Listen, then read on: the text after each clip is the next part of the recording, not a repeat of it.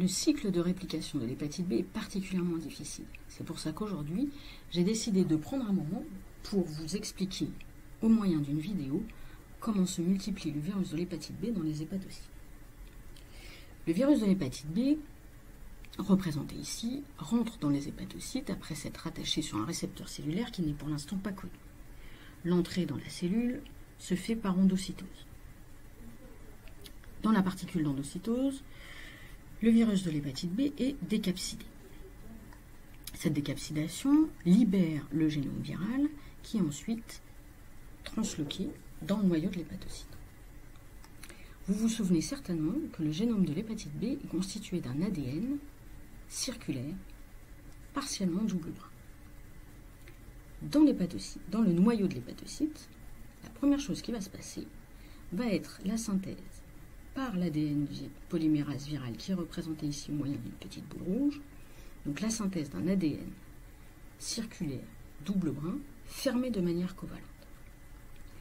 Cet ADN circulaire double brun sert de matrice aux ARN polymérases cellulaires pour la synthèse de différents ARN au cours de la transcription. D'une part, des ARN messagers qui sont ensuite transloqués dans le cytoplasme de l'hépatocyte pour rentrer dans le réticulum endoplasmique et l'appareil de Golgi et synthétiser les protéines virales. À partir de notre ADN circulaire double brun fermé de manière covalente est synthétisé aussi par les ARN polymérases cellulaires un ARN dit prégénomique de très grande taille. Cet ARN prégénomique sort dans le cytoplasme de l'hépatocyte et va servir de matrice d'une part à la synthèse des protéines virales, mais aussi va être encapsidé et va servir de matrice à la synthèse de l'ADN génomique.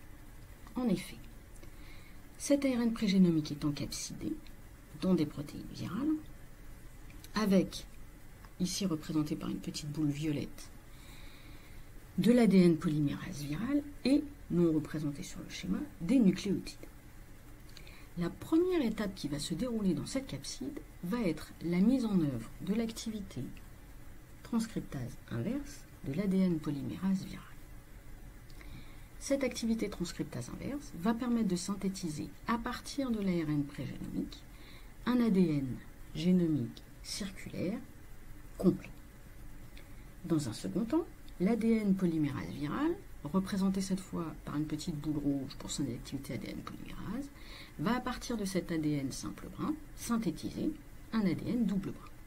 Mais dans la capside, la quantité de nucléotides incorporés ne suffit pas à la synthèse d'un ADN totalement double brun.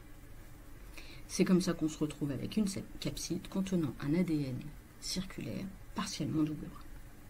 Cette capside, avec son ADN génomique, va s'associer avec les protéines virales pour former une nouvelle particule virale qui sera enveloppée dans une vésicule d'exocytose et transmise alors à d'autres hépatocytes à infecter. Deux étapes sont donc particulièrement importantes dans la réplication du virus de l'hépatite B. D'une part, cette étape de transcription inverse, parce qu'elle va être la cible de certains traitements antiviraux.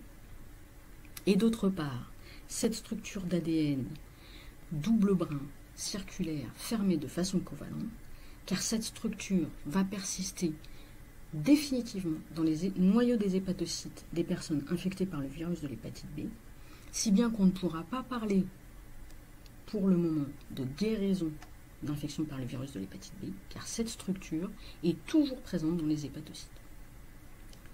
Actuellement, les traitements antiviraux utilisés contre l'hépatite B ne permettent pas de curer le noyau des hépatocytes de cette structure. C'est pour ça qu'on ne parle pas de guérison dans le cadre du virus de l'hépatite B.